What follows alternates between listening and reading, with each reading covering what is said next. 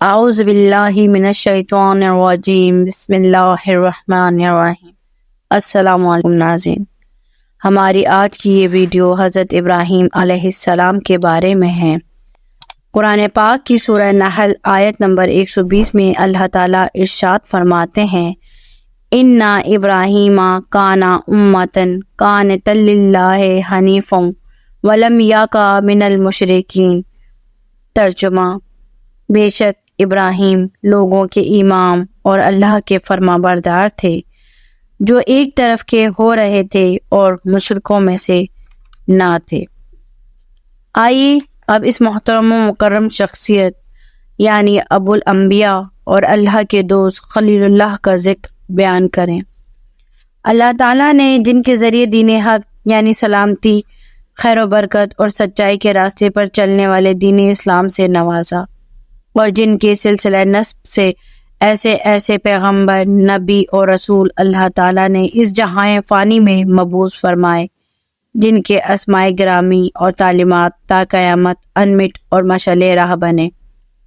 اور سب سے بڑھ کر یہ کہ حضرت اسماعیل علیہ السلام جن کے نسب میں ایک ایسی ہستی پیدا ہوئے جو خاتم المرسلین کہلاتی ہے، اور جس پر تکمیل دین ابراہیمی ہوئی، وہ نامی محمد مصطفیٰ صلی اللہ علیہ وسلم کا ہے، جو راحت جسم و جاں اور مسلمانوں کے علاوہ تمام کائنات کے لیے عز و شرف کا درجہ رکھتے ہیں۔ آج دنیا کے گوشے گوشے میں حضرت ابراہیم علیہ السلام اور آپ کے فرزند حضرت اسماعیل علیہ السلام کے ماننے والے موجود ہیں۔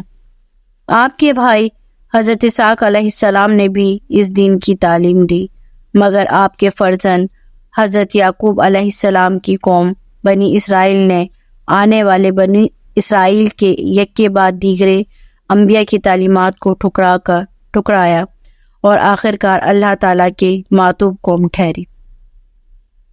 آئیے اس نبی کا ذکر کریں جو ابو الانبیاء کہلاتے ہیں اور خلیل اللہ کے لقب سے یاد کیے جاتے ہیں، یعنی اللہ کا دوست، جن کے والد بت تراش تھے اور بت پرست بھی تھے۔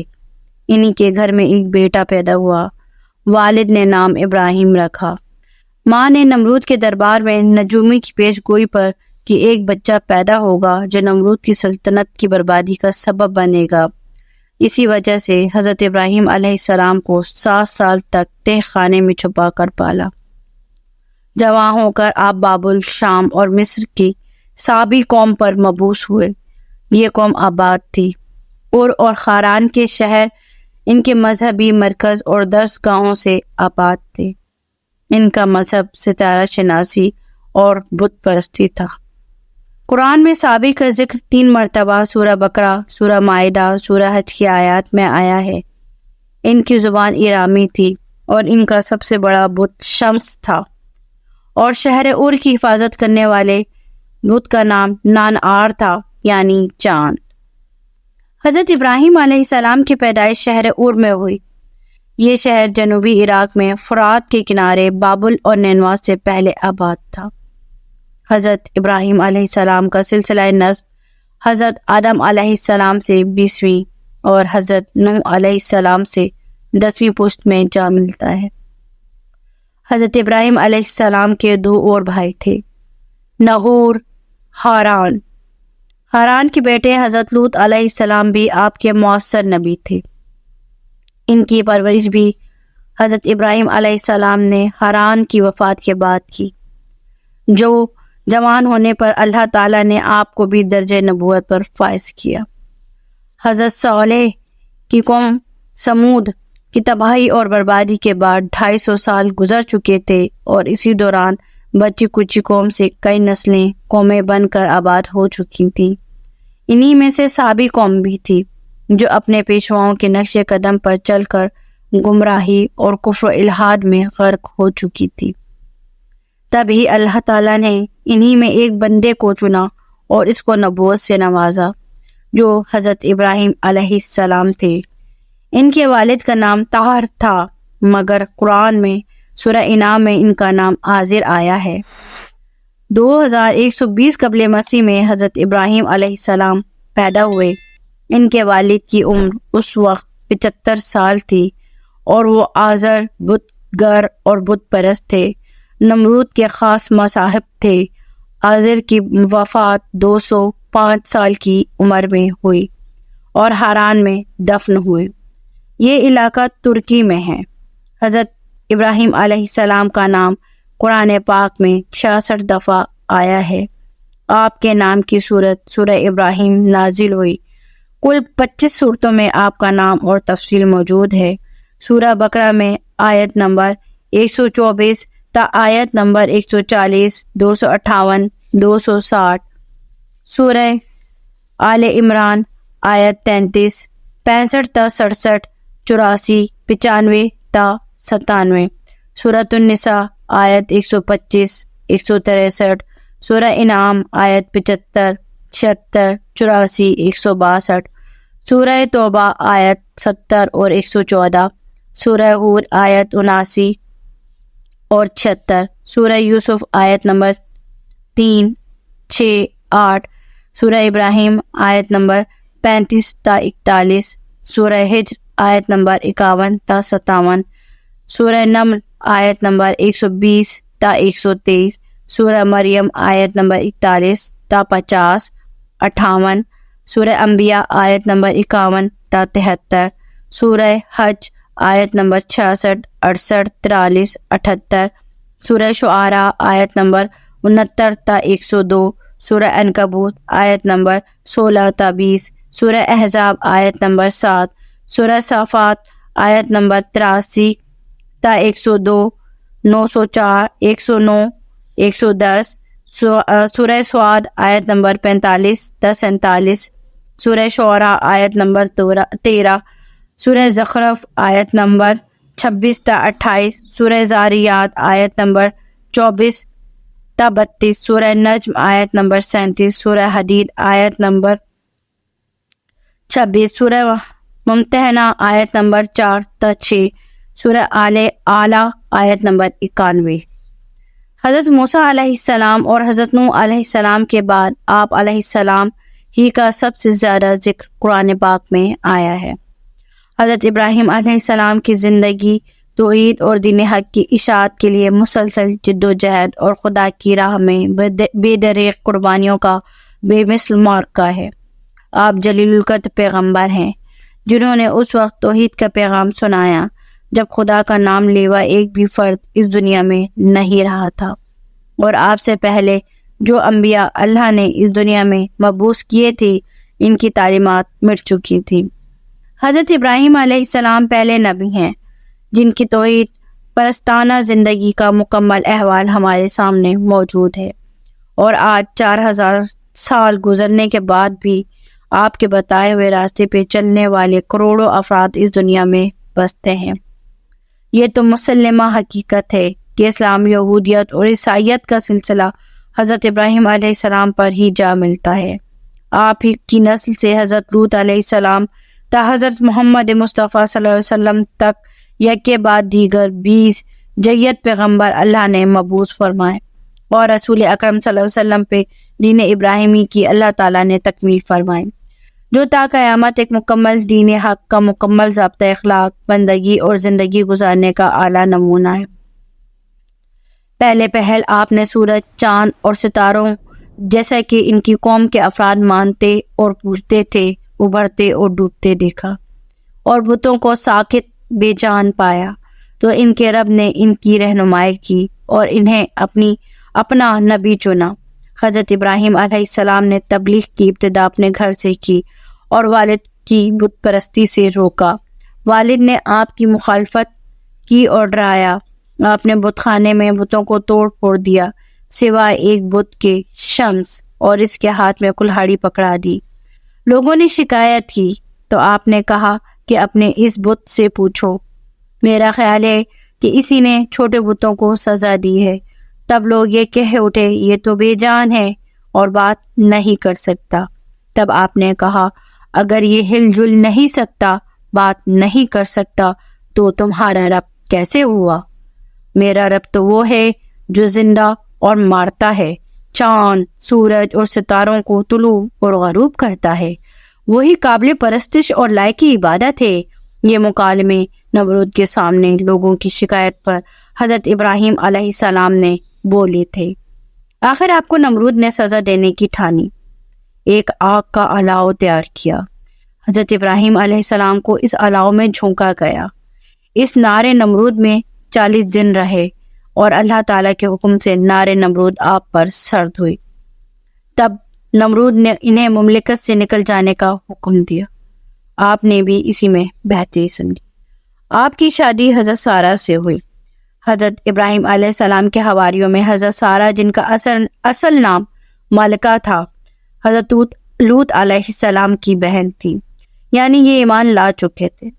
حضرت ابراہیم علیہ السلام اپنے خاندان کے ہمراہ عراق سے شام فلسطین ہجرت کر گئے۔ یہ واقعہ 2058 قبل مسیح کا ہے۔ ان کی عمر اس وقت 75 سال تھی، اور کچھ عرصے بعد وہاں قحط پڑا تو آپ بامائے خاندان مصر ہجرت کر گئے۔ مصر میں سامی خاندان کا بادشاہ الوان بن سان حکمران تھا۔ حضرت سارہ پہ بری نگاہ ڈالنے پہ اللہ نے اسے سزا دی تھی۔ وہ حضرت سارہ کی بزرگی سے متاثر ہوا اور نہ صرف معافی مانگی بلکہ ان سے اچھا سلوک کرتے ہوئے اپنی بیٹی ہاجرہ کو حضرت ابراہیم علیہ السلام کے نکاح میں دینے کے لیے ان کے ہمراہ کیا۔ چونکہ حضرت سارہ کے یہاں کوئی اولاد نرینہ نہیں تھی تو انہوں نے باخوشی حضرت ہاجرہ سے حضرت ابراہیم علیہ السلام کا نکاح کرا دیا۔ سارا خاندان باخوشی فلسطین لوٹ آیا۔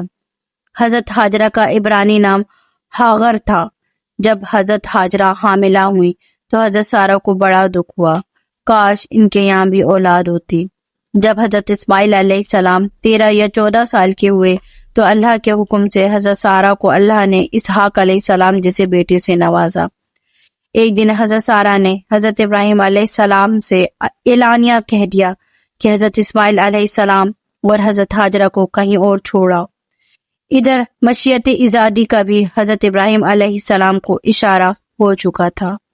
چنانچہ حضرت ابراہیم علیہ السلام بی بی ہاجرہ اور حضرت اسماعیل علیہ السلام کو حجاز کے بے آب و گیاہ صفا و مروہ کی پہاڑیوں کے دامن میں چھوڑ آئے، جہاں پہ حضرت اسماعیل علیہ السلام کے پیاس کی شدت سے تڑپتے اور زمین پر ایڑیوں کو رگڑنے سے اللہ نے آب زمزم کا چشمہ جاری کیا، جس کے پانی سے اب تک کروڑوں حاجی اور دیگر اہل حجاز فیض یاب ہو رہے ہیں۔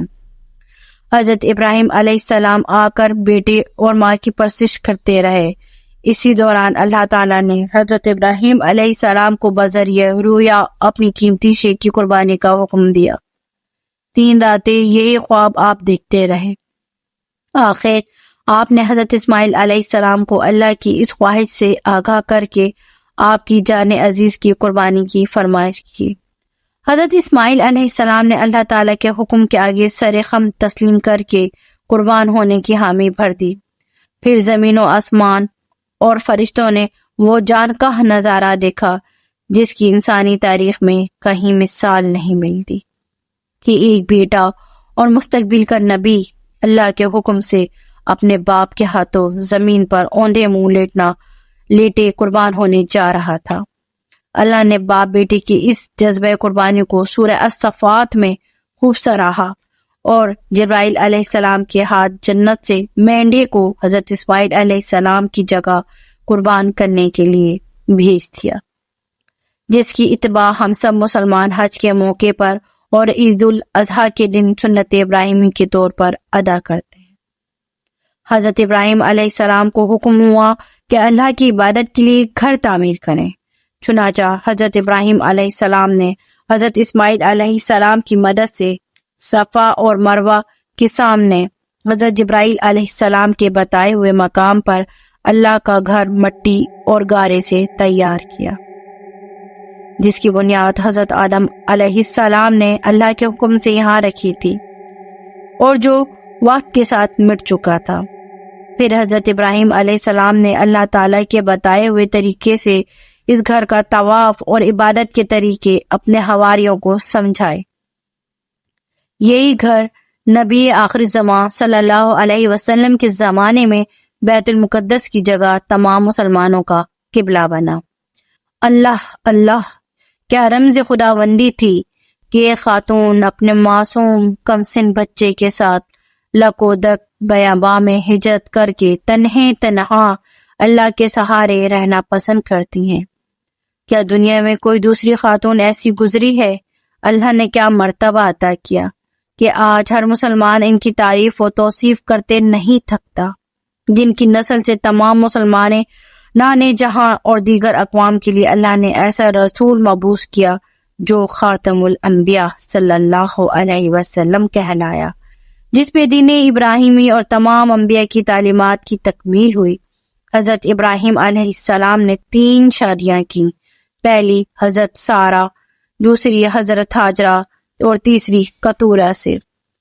حضرت سارہ سے حضرت اسحاق علیہ السلام، حضرت ہاجرہ سے حضرت اسماعیل علیہ السلام اور کتور سے 6 بیٹے ہوئے، یکسان، زمران، مدان، مدیان، اسباق اور سوق۔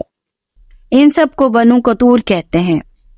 جس فرزند کو بابل میں مدیان کہا گیا وہ اہل مدین کا جد امجد تھا، جن کا ذکر قرآن مجید میں آیا ہے اور جن کی ہدایت کے لیے حضرت شعیب علیہ السلام مبعوث ہوئے تھے۔ مدین کے علاوہ اصحاب الائکہ بھی بنو کتورہ میں ہی سے تھے، جن کا ذکر قرآن میں آیا ہے۔ حضرت ابراہیم علیہ السلام نے 175 سال کی عمر میں 1985 قبل مسیح میں وفات پائے۔ آپ کا مدفن کنعان شام میں جرون کے سامنے مقفیلہ کے کھیت کے ایک غار میں ہے۔ یہیں پر حضرت سارہ کا مدفن ہے۔ سورہ عنکبوت آیت نمبر 27 میں اللہ نے فرمایا، اور ان کی اولاد میں پیغمبری اور کتاب مقرر کر دی اور انہیں نعمتوں سے نوازا۔ حضرت ابراہیم علیہ السلام پر 20 صحیفے نازل ہوئے تھے، جس کی اتباع تمام اہل کتاب کرتے ہیں۔ بنی اسرائیل کی ابتدا بھی حضرت ابراہیم علیہ السلام کے پوتے حضرت یعقوب علیہ السلام سے ہوئی۔ حضرت یوسف علیہ السلام، حضرت موسیٰ علیہ السلام اور حضرت موسیٰ علیہ السلام حضرت سارہ کی اولاد میں سے تھے، اور آن حضرت رسول اکرم صلی اللہ علیہ وسلم حضرت ہاجرہ کی نسل میں سے۔ ناظرین، یہ تھی ہماری آج کی ویڈیو جو حضرت ابراہیم علیہ السلام اور ان کے بیٹے کی عظیم قربانی کے متعلق تھی۔ ہمیں امید ہے کہ ہماری یہ ویڈیو آپ کو بہت پسند آئی ہوگی۔ مزید اس طرح کی ویڈیوز دیکھنے کے لیے ہمارے چینل کو لائک، شیئر اور سبسکرائب کرنا نہ بھولیں، اور ساتھ ہی بیل آئیکن کے بٹن کو بھی پریس کر دیجیے تاکہ ہماری ہر آنے والی ویڈیو آپ کو بروقت اور بآسانی مل سکے۔ شکریہ۔